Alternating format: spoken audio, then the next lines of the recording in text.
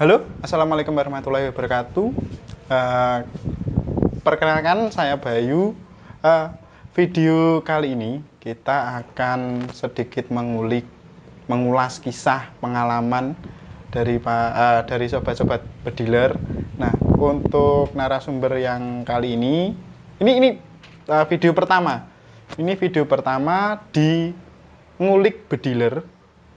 Bintang tamu pertama kita akan ngobrol ke Om Cis. Gimana sih pengalaman Om Cis itu berburu?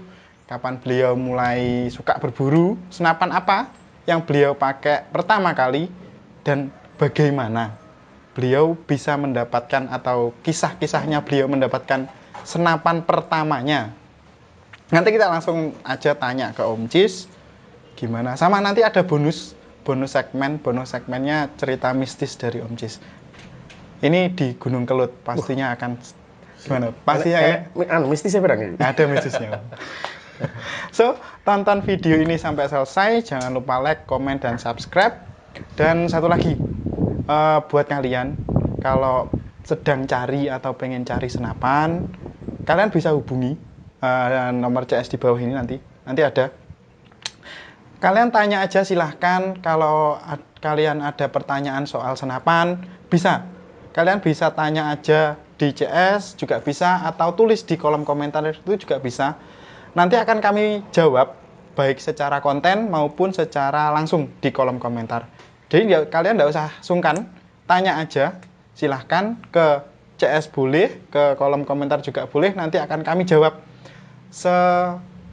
semaksimal kami. Kalau untuk tanya harga, update stok, senapannya ini ada enggak, ini apa, ada juga bisa. Tanya ke CS. Oke? Jangan lupa like, comment, dan subscribe. Ini kan segmentasi, ini konsep video baru. Ini kan ngulik untuk gimana sih sobat bediler itu ceritanya. Nah, kali ini saya pengen ngulik itu kisahnya Om Cis. Nah, Om Cis dulu itu suka bedil, suka berburu. Itu sejak kapan?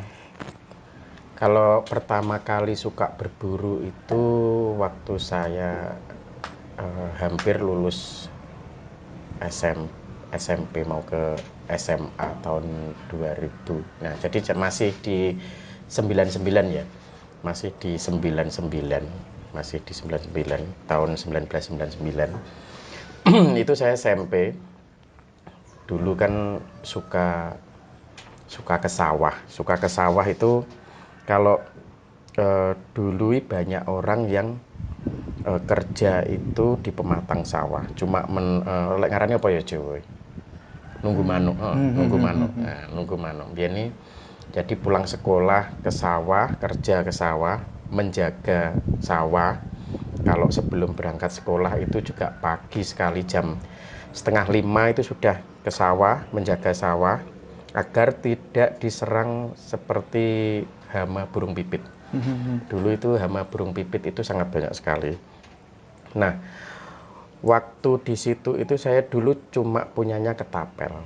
Nah, terus saya pakai ketapel itu ternyata sering menggunakan ketapel di pematang sawah itu juga merugikan untuk yang punya sawah. Nah, karena untuk ketapel kan ke padi itu hancur. Ke padi hancur. Terus saya dulu pengen punya senapan itu setelah lulus SMP. Itu untuk hasil hasil kerja menjaga sawah dulu sangat minim sekali. Satu bulannya itu cuma 125. Satu bulan 125, sedangkan harga senapan dulu waktu pertama kali beli itu saya seharga 300 berapa saya lupa. Yang jelas di 300 lebih sedikit. Itu dulu untuk senapannya pertama kali saya pakai Uklik Sub Benyamin. Benyamin ya. Ternyata setelah saya pakai Benyamin, setelah saya pakai senapan, terus sering ke sawah itu bawa senapan. Akhirnya dari situ saya mulai suka dengan senapan. Itu tahun 2000. Nah, tahun 2000 saya sudah sudah punya senapan uglik. Senapan uglik itu merek Benyamin. Terus setelah mulai suka berburu, dulu kalau berburu cuma di sawah saja, nggak pernah berburu keliling atau kemana, nggak pernah. Jadi cuma di sawah aja, karena dulu untuk burung saja di tahun segitu itu masih banyak sekali. Ya, jadi nggak perlu sampai jauh-jauh. nggak perlu keliling atau berburu kemana-mana. Lagian belum mengerti ya, belum banyak mengerti sama sekali. Jadi cuma di sasaran itu dulu jarak-jarak. Dulu saya suka berburu itu dengan jarak yang jauh. Nah, pakai uglik itu dengan jarak yang jauh. Ternyata untuk akurasi kan kurang. Untuk akurasinya kurang, sedangkan saya di tahun 2000 itu badan saya masih kecil, kayak gerih petek, kayak cahil ya. Gerih, jadi ngumpul berat nih. Nah, apalagi dulu sebelum pulang ke rumah itu kan harus bawa rumput. Nah, karena juga di rumah kan ya, di rumah juga punya sapi. Wis nggawa senapan, nggawa warit. Jadi ngarit barang. Ready tempur. Oh, ready tempur. Dadi yo mbiyen aku mbayangne ya saiki lucu lho. Nggawa bedil, nenteng bedil, arit dan apa? Suket. Bayangnya reok ngono. Aku cara bayangnya saiki ya lucu mbiyen iki. Piye ya kemlong mindi tapi nggawa suket. Nah, terus mulai saya suka berburu, berkeliling itu setelah tahun 2003. 2003 itu karena untuk sawah dari orang tua sudah dijual. Nah, jadi untuk sawah orang tua juga sudah dijual. Dadek ning gudang garam. Dadek ning gudang garam. Wah, iki pengalaman wis gak di sawah aku. Wis gak duwe sawah, tapi di situ saya juga bisa membeli senapan jenis gejluk. Nah, jenis senapan gejluk. Pertama tadi sap, terus saya pakai beli gejluk. Beli gejluk itu pun dulu belum mengenal senapan yang bermerek. Jadi masih home industry. Rakitan. Nah, rakitan. Kalau sekarang kan sudah ada gejluk semi PCP. Dulu cuma gejluk. Nah, jadi wes paten gejluk, cuma gejluk aja. Untuk pompanya itu cuma gejluk. Terus dari situ saya mulai suka berburu dengan hewan-hewan menengah seperti musang atau garangan.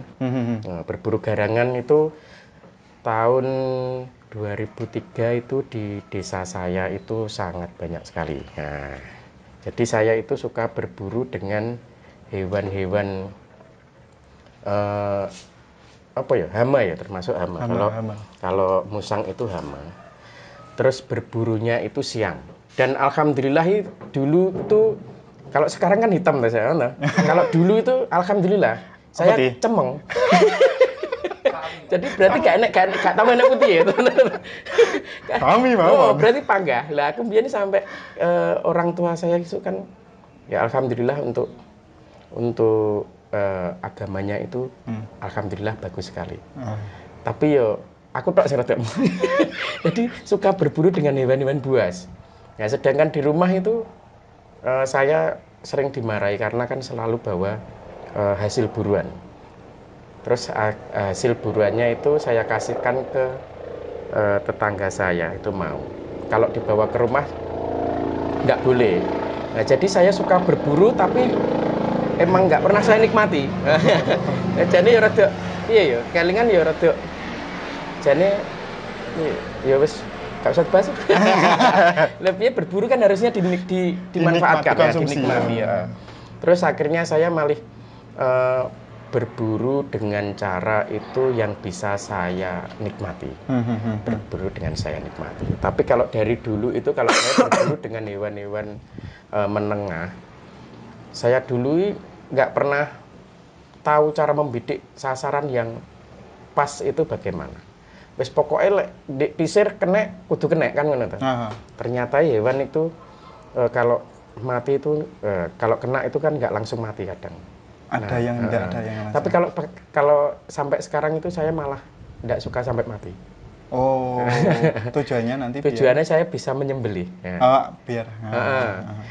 Nah, jadi kalau saya itu berburu dengan hewan ya menengah ke bawah, itu saya membidik itu biasanya emang nggak langsung mati, tapi nggak, iya ya, nggak, sasarannya itu sebenarnya fatal, tapi nggak sampai lari kemana-mana, terus nggak langsung mati.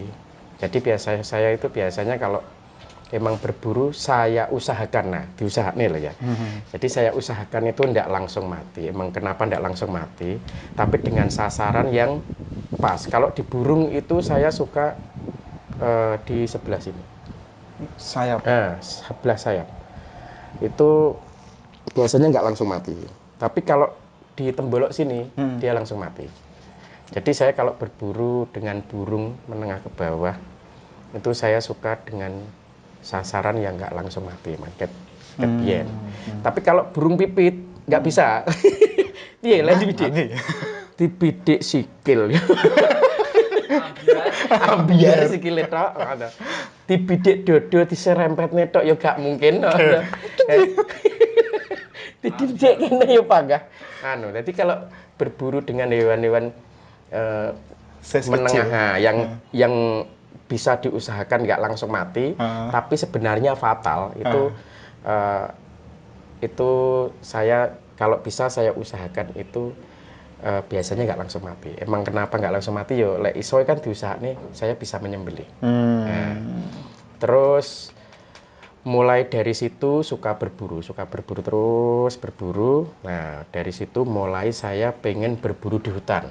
Nah terus berburu di hutan pertama kali itu di sekitaran Kediri, sekitaran Wilis.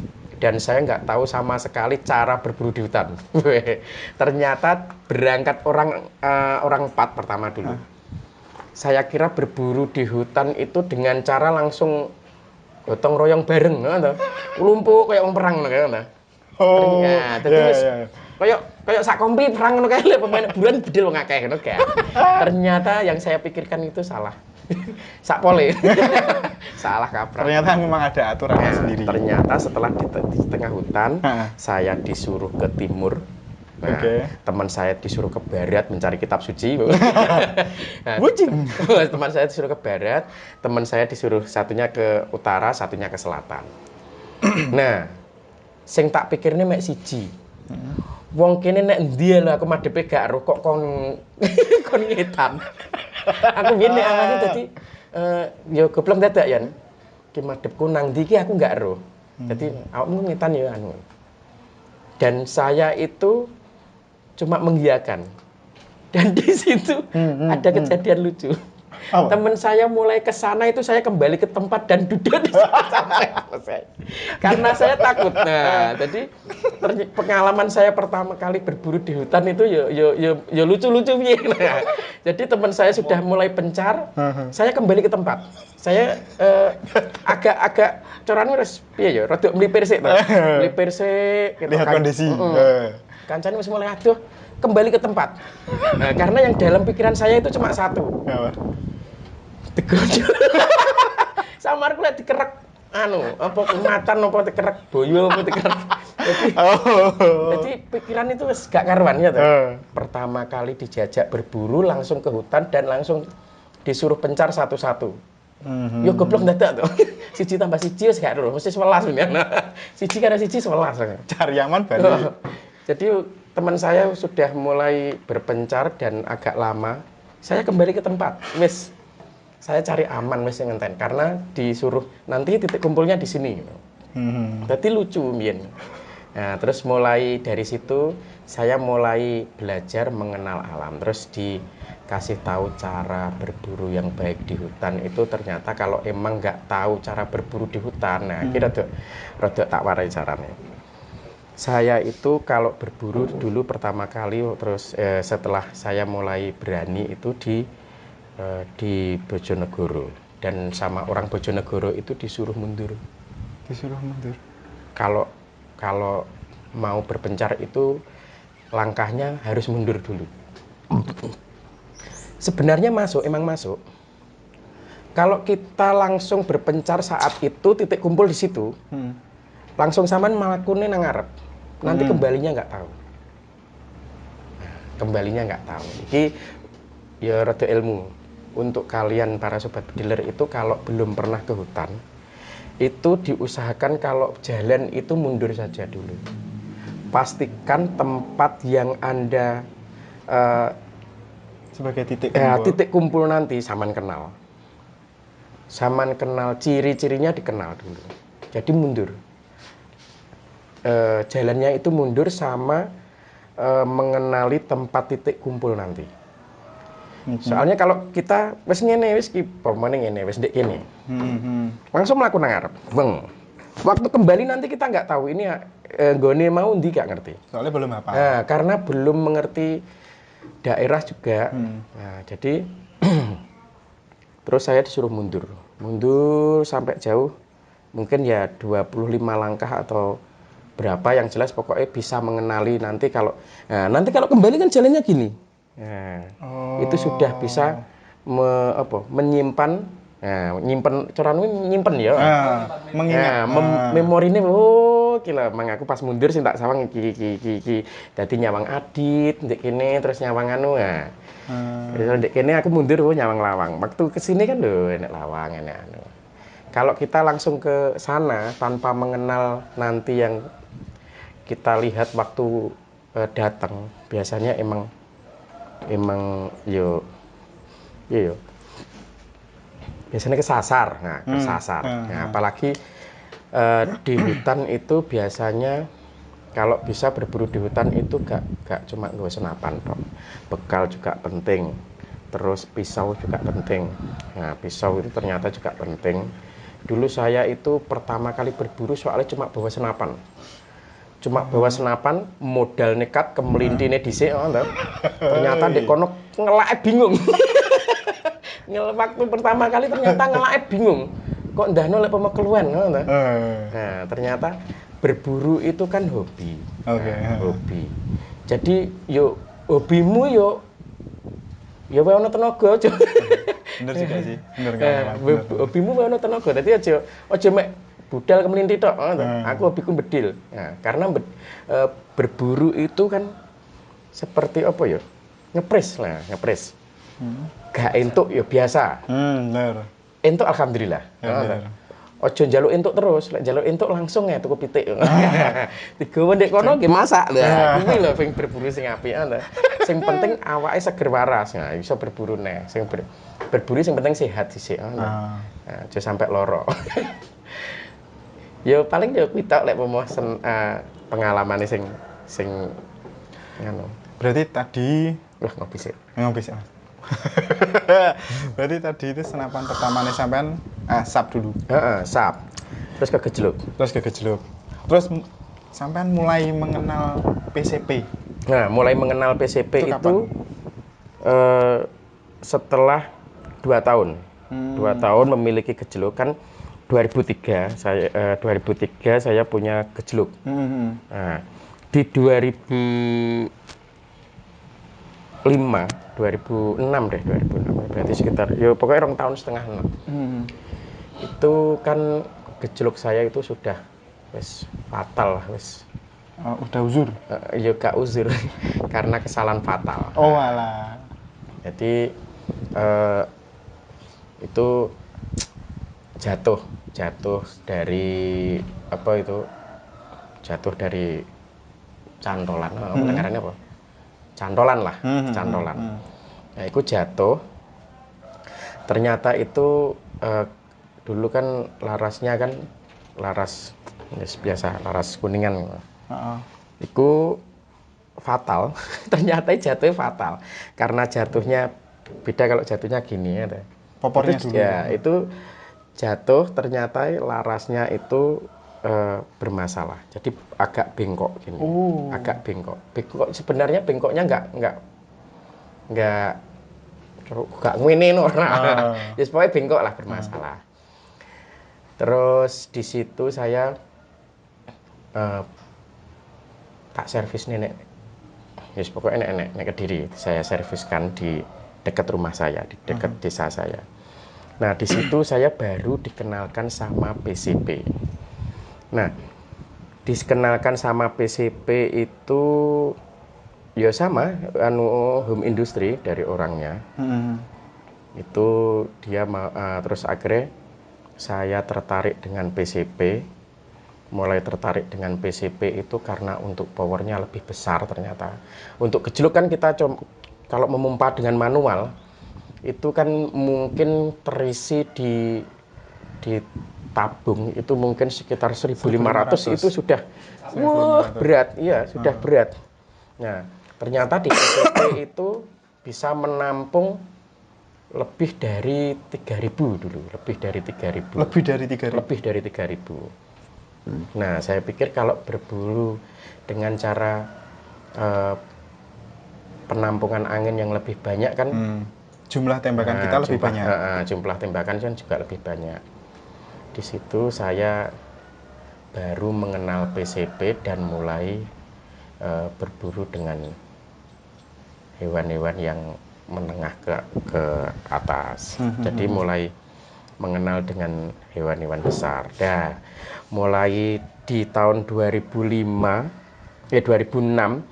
Nah, saya kan di Kalimantan. Nah, itu berarti pengenalan PCP itu berarti di Kediri. Di Kediri. Terus itu saya sudah punya PCP. Terus saya habis itu senapan tapi di rumah, di rumah. Terus saya ke Kalimantan. Di sana itu pengalaman berburu saya itu sangat banyak sekali malah di Kalimantan.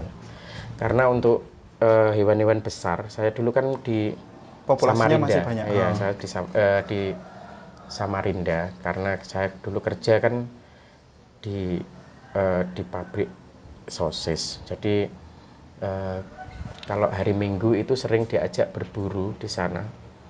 Terus di sana itu berburunya itu sama orang sana. Di sana itu kalau hewan-hewan di sana alhamdulillah masih terjaga baik loh.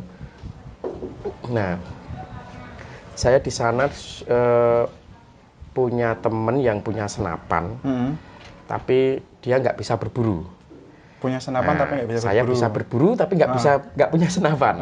Okay. Akhirnya berburu setiap hari Minggu saya berburu dengan teman saya. 2 orang cuma senapan 1. Tapi saya di sana itu lebih suka berburu dengan hewan punai sama burung punai. Burung punai. Punai itu di sana sangat banyak sekali Mas. Punai banyak sekali sama. Pokoknya di sana itu jenis burung-burung liar itu sangat banyak sekali. Jadi saya di sana itu suka berburu dengan hewan-hewan sing besar. Di sana banyak sekali babi, tapi saya nggak pernah memanfaatkan. Demi pemegang bisa memanfaatkan kan nggak begitu menikmati. Tapi suka diajak berburu untuk hewan-hewan besar. Kalau di sana itu pengalaman saya hampir setiap minggu itu saya diajak berburu. Nah, di sana itu spotnya sangat banyak sekali untuk spotnya itu. Dan pasti dapat. Pasti dapat. Populasi kalau soal populasi mungkin di sana masih banyak ketimbang di Jawa ya. Terus orang sana itu juga baik-baik. Orang sana juga baik-baik. Berburu itu orang sana, saya malah lebih bagus orang sana. Dia lebih bijak kalau orang di sana itu. Berburu 1 sudah, wis. Dapat 1 udah cukup mungkin. Nah, cukup. Nggak perlu ngarannya apa ya? Puo-puo. Ya enggak membabi buta. Berburu punai pun di sana itu temanku kan asli orang Dayak. Dia itu kalau berburu kalau dapat 10 sampai 20 udah selesai, udah pulang. Jadi nggak perlu, meskipun buruan banyak sekali cuma ambil 20 cukup sudah. Kalau berburu dengan hewan besar seperti sama babi atau jenisnya kita cuma ambil 1. Jadi ya buat teman-teman juga ini bisa buat teman-teman sebagai pelajaran. Berburu boleh, tapi berburu dengan bijak, secukupnya. Nggak usah sampai membabi buta. Kalau suatu saat, ya mungkin suatu saat kalau habis nanti kan ya kita juga yang menyesal, nggak bisa nunjukin ke anak cucu kita, itu loh burung punai, itu kan juga nggak bisa. Karek patung tok lho. Nah, kan atau tidak, paling tidak kita cuma tahu contoh hewannya di museum itu kan juga nggak bagus. Berburu yang baik ya berburulah yang bijak. Yang jelas tidak mengakibatkan untuk hewan itu punah. Jadi kalau emang buruan itu juga ada yang punya anak.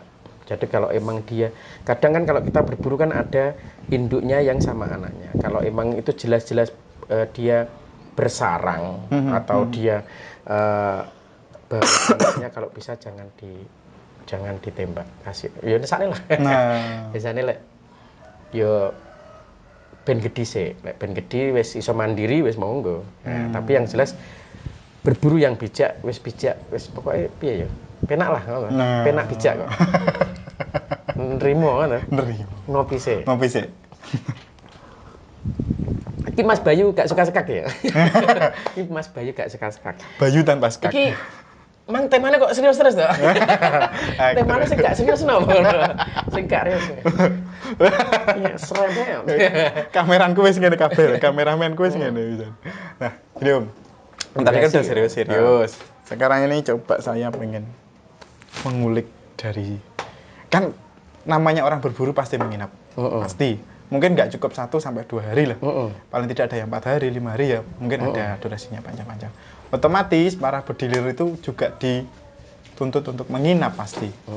Nah, mereka ada yang bawa bekal, kalau kita berburu, tempat berburu bedilir kan kebanyakan pasti di hutan toh. Nah, di masyarakat kita di hutan kan pasti terkenal, wah itu tempatnya angker. Om ada nggak pengalaman kalau mistis? Pengalaman sebenarnya kalau pengalaman ada, tapi kalau pengalaman mistis sih seperti kita melihat hantu, melihat dengan wujud atau melihat dengan rupa, alhamdulillah belum pernah. Kalau kita melihat kayak sing orang kan bilang ada wewe gombel atau sejenisnya atau tuyul atau genderuwo, belum pernah. Kalau di hutan itu belum pernah. Tapi kalau suara itu saya pernah. Dan suara itu jelas sekali. Seperti teman saya, itu waktu berburu di Kelut. Sebenarnya kalau berburu iki dengen nguri kok gak? Itu dengen ngeri kok gak? Rumah nguri Pak. Mas Men, ngeri gak Mas Men? Kalau pengalaman saya itu kalau yang mistis sih, kalau yang jelas kalau kita saya melihat wujud atau rupa saya nggak pernah. Sosok itu nggak pernah. Kalau berburu. Nah, terus kalau berburu di Kalimantan kalau menginap juga belum pernah. Karena di sana untuk hewannya itu banyak, tapi nggak perlu nginep, wis dapat buruan. Kalau di sini sendiri saya pengalaman itu di Kelut. Di Gunung Kelut, Gunung Kelut ya. Kita berburu itu dengan buruan hewan malam karena emang buruan dengan hewan malam. Nah, kita mulai naik ke atas itu sebelum maghrib kira-kira. Sebelum maghrib kita sudah naik karena untuk tempat. Nah, jadi untuk kita tempat berburu itu ada 3 titik. 3 titik kan, satu di itu kan pohon. Nah, untuk buruannya nggak usah disebutkan. Yang jelas hewan malam. Nah, di situ itu saya kan berenam itu titik kumpulnya itu tempatnya sudah ditentukan. Nanti paling malam itu kan untuk hewannya itu habis maghrib itu sudah datang. Udah kumpul. Nah, udah datang. Jadi jadi nanti kalau di sini nggak dapat kan berarti yang dapat sini. Kalau sini nggak dapat berarti kan di pohon yang sini ya. Jadi pohon 3 ini ada yang menyanggong di situ. Yang jelas sore itu sudah naik, sudah terus perkiraan kembali itu sekitar jam 1 atau sekitar jam 1-an atau 12 sampai jam 1 atau jam 2 itu nanti titik kumpulnya di sebelah sini. Nah, titik kumpulnya di titik pisah tadi, titik pisah. Tapi untuk Untuk tempatnya sudah tahu semua ini. Nah, tempat. Dan saya itu di yang ujung barat. Di Yang paling ujung barat. ujung barat. Nah, ujung barat. Nah, terus waktu jam mau kembali, itu kita mau kembali, itu eh, udah mau turun, Emang yang di pohon yang saya tungguin itu ndak ada hewannya, nggak datang hewannya, jadi nggak dapet. Terus waktu mau kembali itu ada suara teman saya itu yang manggil, disuruh kesini, disuruh kesini. Nah, di situ sebenarnya saya nggak pernah punya perasaan heran atau nggak, mungkin pikiran saya kan dia menyusul atau yang jelas itu suaranya jelas sekali disuruh ke situ. Cewek cowok? Cowok, teman berburu. Oh. Lek cewek waduh, ini mana pacaran nih? Pih. Kudu tak ngombe kopi ini. Enggak apa-apa, ben gak ngeri ngono.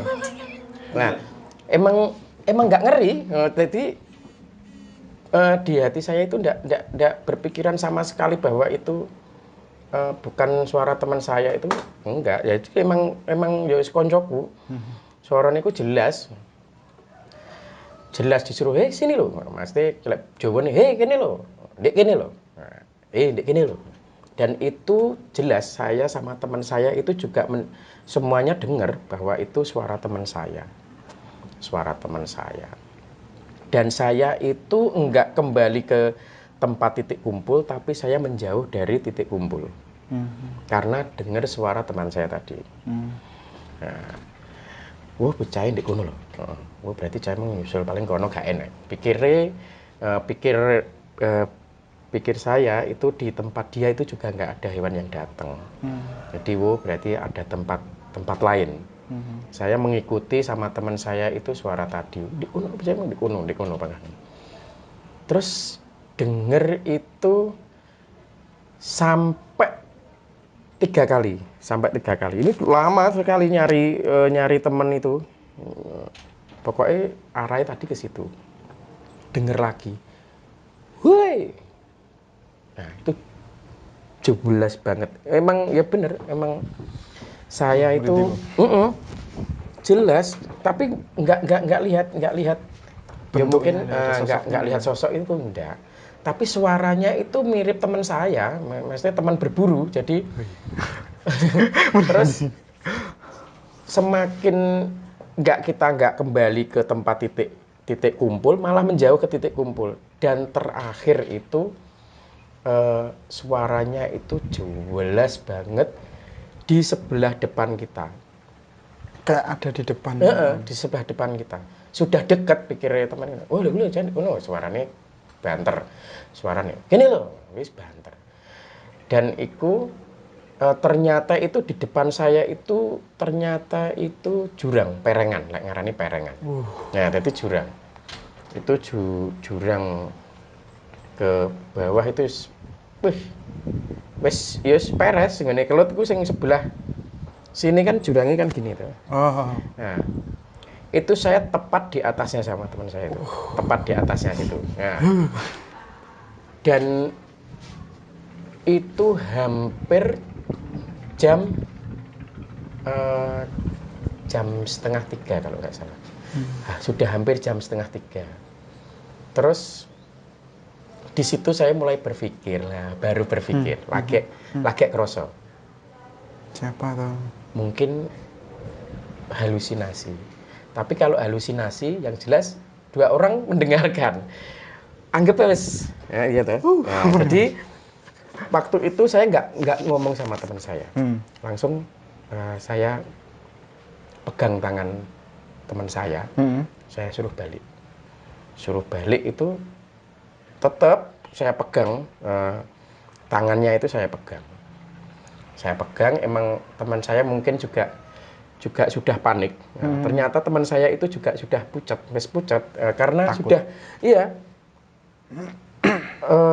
Pas waktu itu kok kok ya saya itu ada perasaan nggak enak karena ada tiupan angin itu sangat kencang sekali. Nah, jadi kan nek jurang biasanya angin kan langsung banter. Iya. Nah, biasanya kalau di hutan itu kan natap wit-wit apa iya. jadi masih ada penghalang. Tapi kalau di pinggir jurang itu langsung angin itu sangat kencang sekali. Jadi langsung beda kan hawanya langsung beda. Itu saya langsung senter saya itu baru loh kok gak nyorot ke pohon. Jadi waktu gini itu sudah nggak ada, sekarang wit-witan. Jadi di situ itu saya sudah pucat, ya teman saya sudah pucat sama saya. Jadi langsung saya tarik, saya ajak kembali dan kembalinya itu lumayan lama sekali. Saya nggak kembali ke titik buruan saya tadi, juga nggak titik kumpul, bingung keluarnya. Jalan satu-satunya itu setengah 4 jam 4 kurang. Yo panik itu, jadi jam 4 kurang itu sudah panik saya. Wis wallahu alam. Akhirnya saya naik ke pohon. Yang jelas pohonnya nggak terlalu besar, pokoknya sisa nang dhuwur lah. Karena di situ saya sudah tidak tahu kanan kiri, nggak tahu arah. Barat mana, selatan mana, timur mana saya nggak tahu. Jadi saya kembali itu pun ke arah mana saya nggak tahu. Jadi sekitar jam 4-an saya itu naik pohon itu lumayan tinggi tapi nggak terlalu besar. Itu saya cuma melihat sekitar. Nah, di situ saya baru tahu arah timur. Nah, arah timur karena ada biasan cahaya sedikit dari matahari yang mulai semburat sinar pagi, mulai fajar ya. Mulai fajar. Baru di situ itu saya baru mengerti arah timur. Jadi ternyata saya harusnya saya kembali ke timur, di titik kumpul sini tadi. Tapi saya malah ke barat, jauh banget. Semakin jauh. Terus di situ itu saya kembali, itu mulai turun itu sekitar sampai hampir setengah 6, baru ke titik kumpul. Pokoknya jam 5 lebih lah. Itu ternyata teman saya itu jam 12 kurang sudah di situ. Sudah di titik kumpul dan dia sudah tiduran di situ. Nah, jadi pengalaman melihat sosok itu enggak pernah, tapi kalau suara pernah, yaitu tadi. Jadi waktu di situ pun saya nggak pernah cerita, cuma karena nggak berani ya, nggak berani cerita banyak, terus pokoknya nggak pengen cerita sih di kuno. Pokoknya iso ketemu dulure, iso ketemu kancane berburu, ndang balik sih. Nah, setelah balik ke rumah teman saya baru saya cerita. Jadi nggak dapat buruan nih, wis diguyu karepmu, karena emang nggak ada buruan juga, terus nggak dapat buruan, terus diubeng-ubeng nih. Diubeng-ubeng nih. Tapi kalau suara saya pernah, suara itu tadi, terus tapi kalau sosok nggak pernah. Jadi nggak terus diketoki wong wedi apa sing nganu nggak pernah. Tapi kalau suara itu jelas. Mungkin kalau apa ya nggak paham aku lek goib nggak paham. Tapi yang jelas untuk sosok tidak pernah bertemu, tapi sekali dapat pengalaman mistis dibimbing langsung ke jurang. Nah, itu saya dibimbing itu ke jurang. Jadi ngetutne dibimbing ke jurang. Nah, ternyata Allah masih sayang. Nah, jadi pengalamannya itu memang ya mungkin ya berburu di hutan itu kan nggak boleh sembrono juga. Tetap harus tata cara dan aturannya. Tetap harus berdoa. Jadi di hutan itu meskipun jauh dari masyarakat, dari keramaian ya Mas, tapi tata cara untuk kita menghormati pun mungkin juga harus. Jadi untuk pengalaman saya cuma itu saja. Kalau sebenarnya banyak kalau pengalaman, tapi yang jelas kalau wujud nggak pernah. Ya Om, untuk ini pertanyaan terakhir Om ya. Om kan sudah lama senang sama kegiatan berburu, bedil juga. Otomatis kan Om juga tahu karakter serapannya itu seperti apa kan udah tahu. Mungkin apa ya? Pengen tahu itu gimana sih karakter senapan yang pas untuk pemula.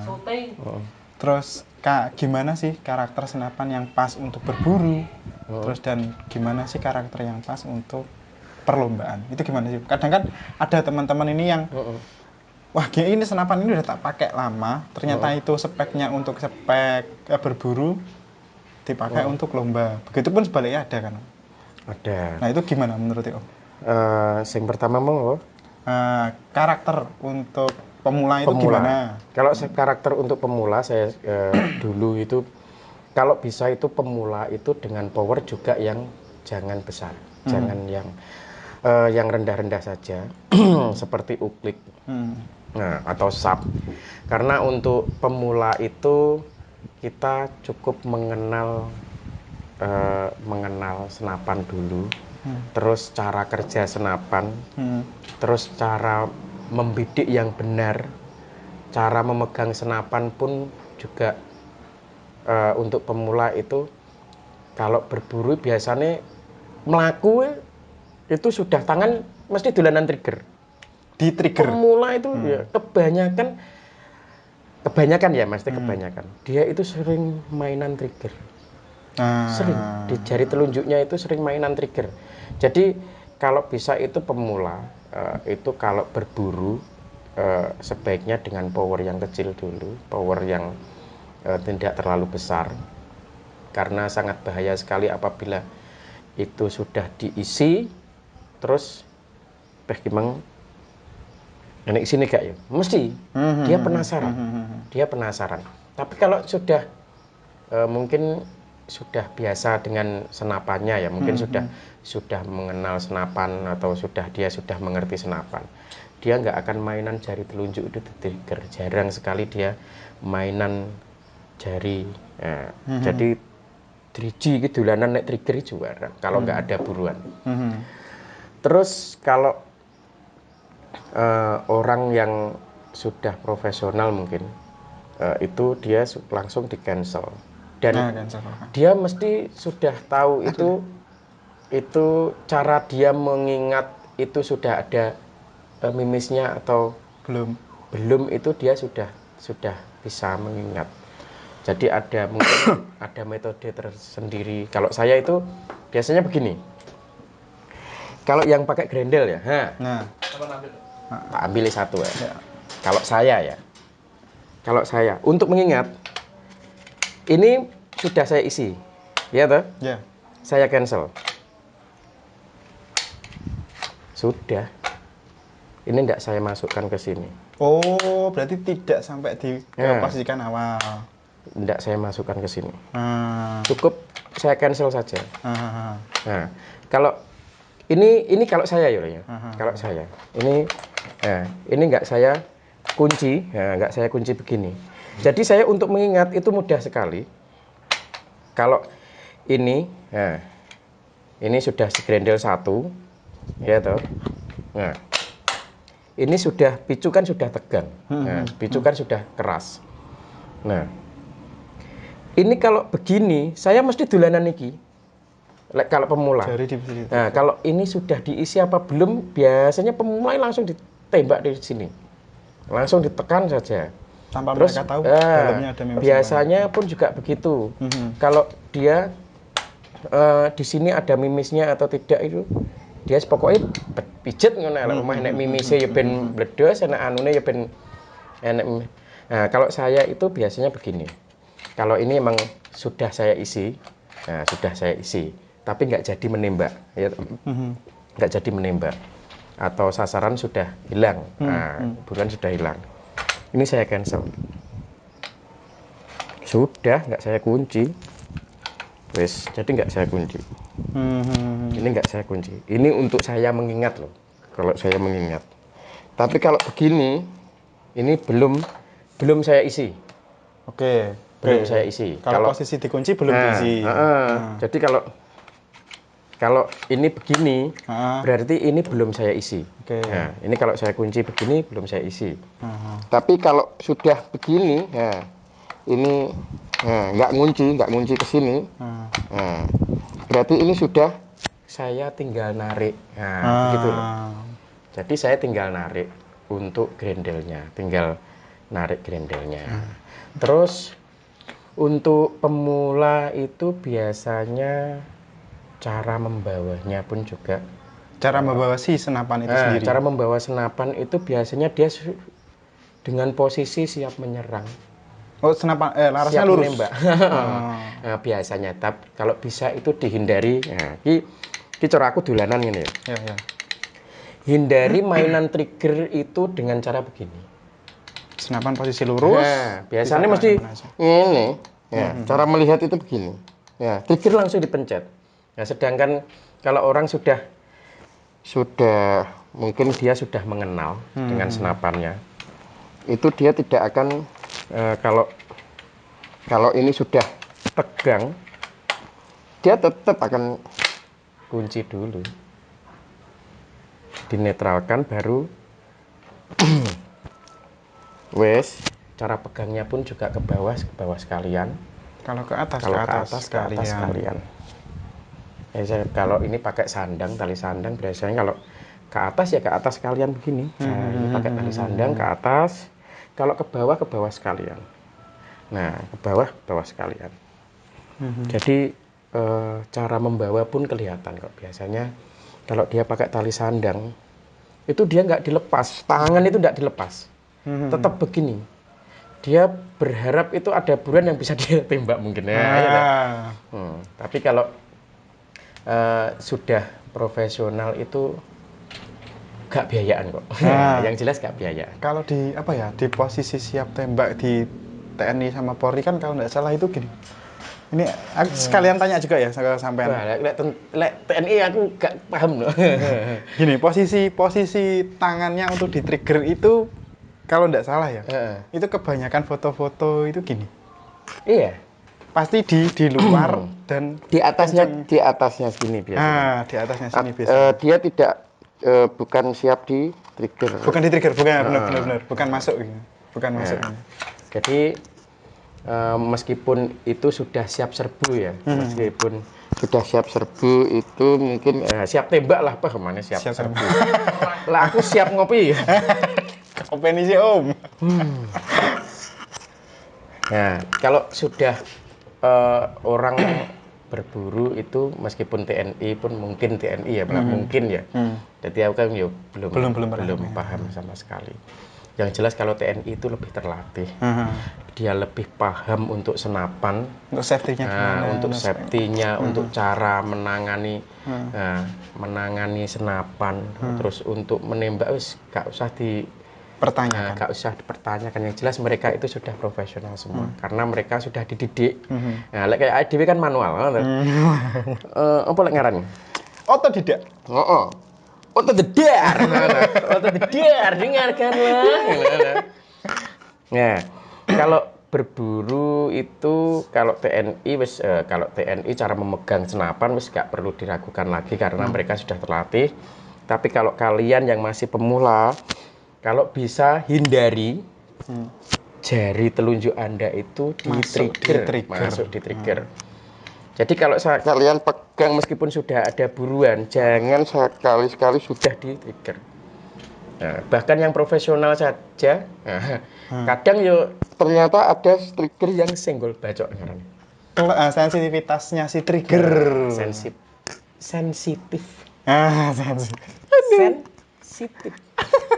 Sitip itu karena punya sen. Kalau tidak punya sen juga tip. Nah, jadi ada yang trigger itu sangat sensitif sekali. Jadi sentuhan kecil sudah sudah menembak. Istilahnya senggol gocok. Jadi kalau bisa hindari jari telunjuk itu masuk di trigger atau menekan di trigger. Nah, kalau berburu untuk pemula ya.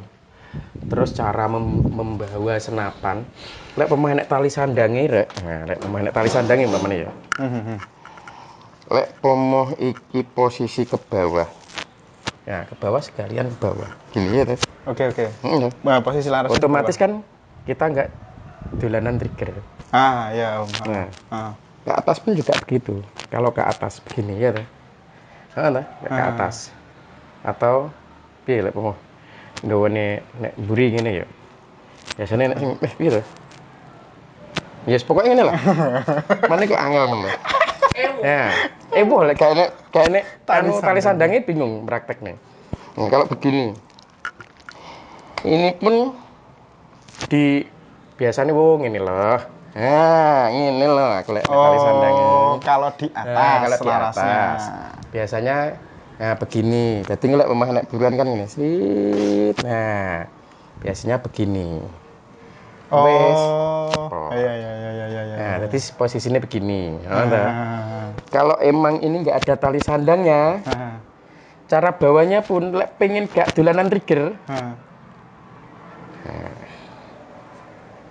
ini sudah pas. Saman gak dolanan trigger. Ya toh? Iya. Gak dolanan trigger. Tidak memegang trigger. Nah, atau begini. Nah, kalau begini ya begini. Kalau safety triggernya aman. Iya. Jadi lek biasanya itu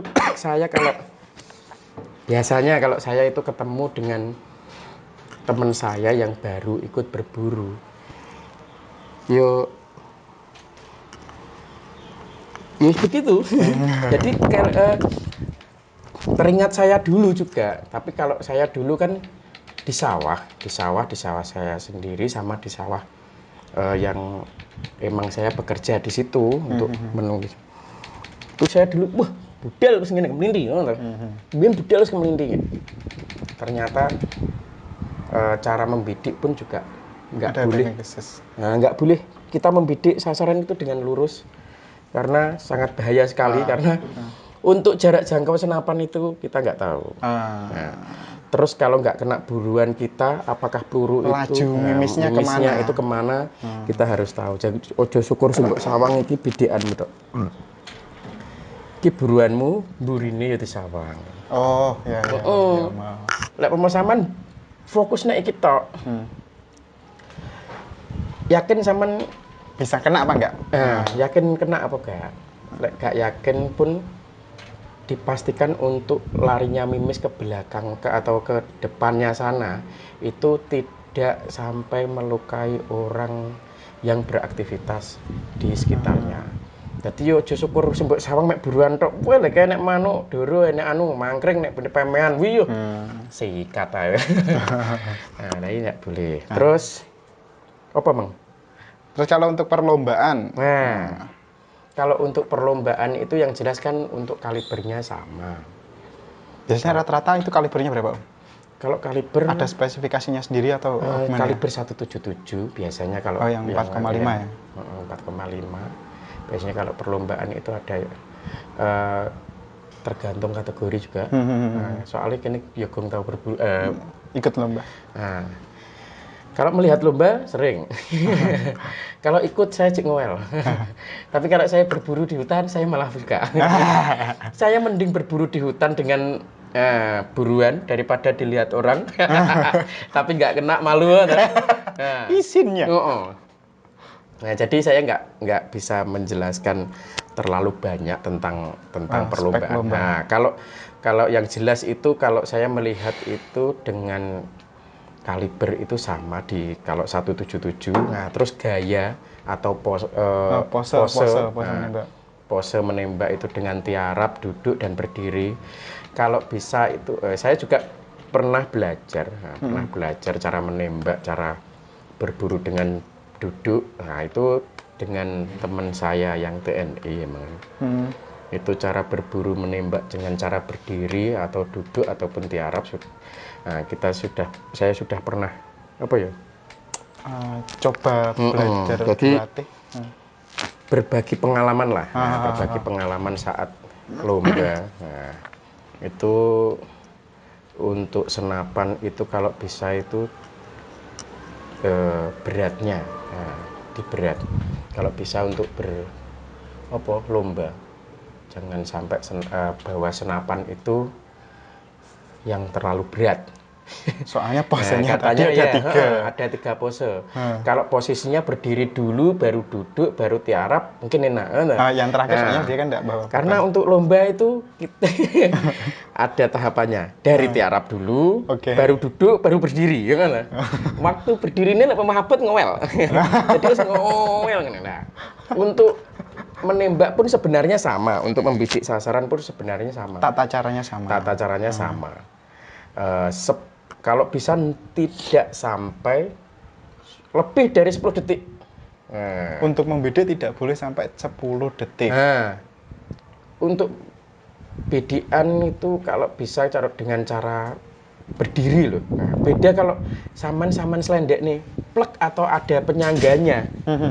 Mbok sak jamu saman betah. Soalnya bebannya. Kalau berburu dengan cara berdiri atau duduk yang jelas untuk tataannya itu saman dewi. Jagangnya saman dewi. Tangan, jagang tangan. Itu kalau bisa itu untuk cara membidik itu tidak lebih dari 10 detik. Karena di lebih dari 5 detik itu sudah goyang. Nah, saman jajal kan wis netral tadi. Kan netral tadi.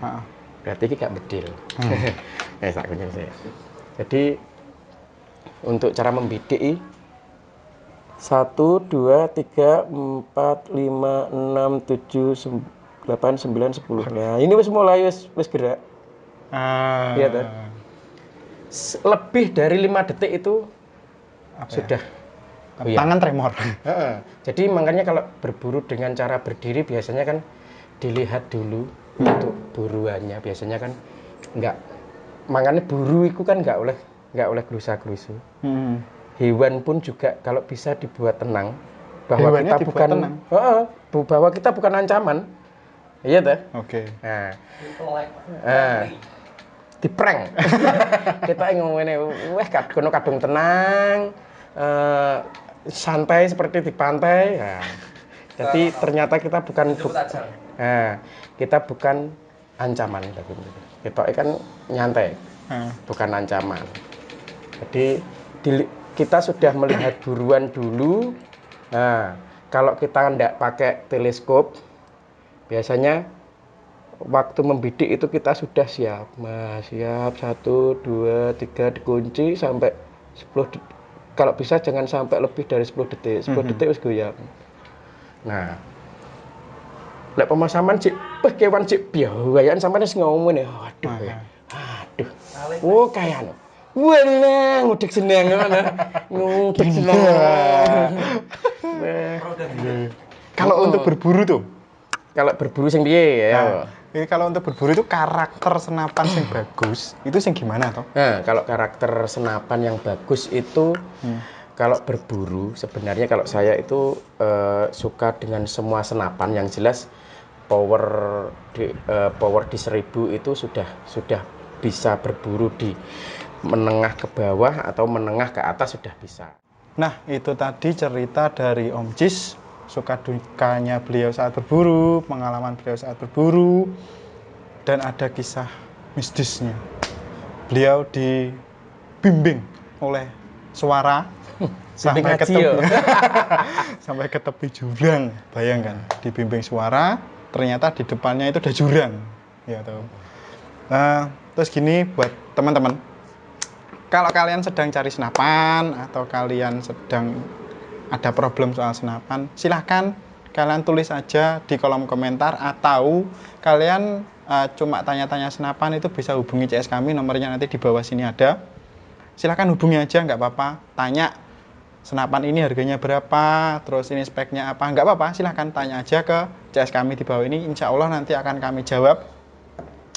Terus jika kalian suka dengan tipe konten ini, atau kalian ada request, Mas Bayu bisa request konten ini apa enggak. Silakan, nggak apa-apa, tulis saja.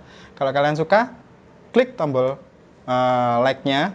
Jangan lupa untuk dukung channel ini dengan cara klik tombol subscribe. Aktifin loncengnya agar kalian nggak ketinggalan video-video updatean terbaru di channel ini. Dengan itu ada kan gambar lonceng tuh, kalian klik aktifkan, nanti kalian dapat notifikasinya, tinggal kalian tonton aja video-video selanjutnya di channel ini. Nah, terima kasih Om waktunya. Sama-sama. Mohon maaf kalau ada salah-salah kata. Sama-sama. Nah, sekian, assalamualaikum warahmatullahi wabarakatuh. Waalaikumsalam. Salam satu laras.